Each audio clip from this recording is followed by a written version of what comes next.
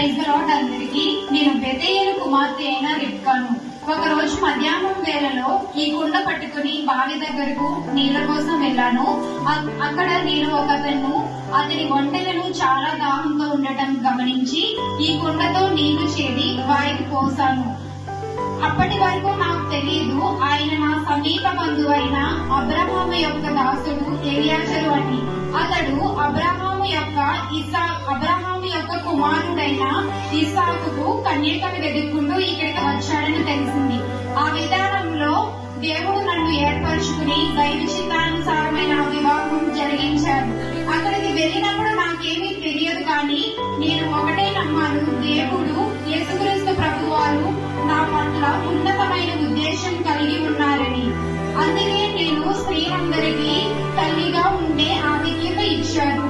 మనం రిబ్కా నుండి గ్రహించగలిగిన నీతి ఏమిటంటే, ఇక్కడ కూర్చున్న ప్రతి స్త్రీ పట్ల దేవునికి ఒక ఆలోచన ఉంది, ఒక తలంపు ఉంది, ఒక ప్రణాళిక ఉంది.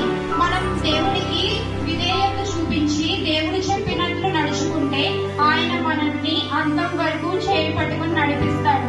ఇక్కడ కూర్చున్న స్త్రీలలోనే అంతం ఉంటుంది. ఏమిటంటే, మన గృహంలో స్త్రీ ఏది చెప్తే అది జరుగుతుంది. మనం ఒక కుటుంబాన్ని మార్చుకోవాలన్నా ఏం చేయాలన్నా స్త్రీ చేతిలోనే ఉంటుంది. కాబట్టి ఫస్ట్ స్త్రీ తన హృదయాన్ని తను పూర్తిగా దేవునికి లోబడితే మనం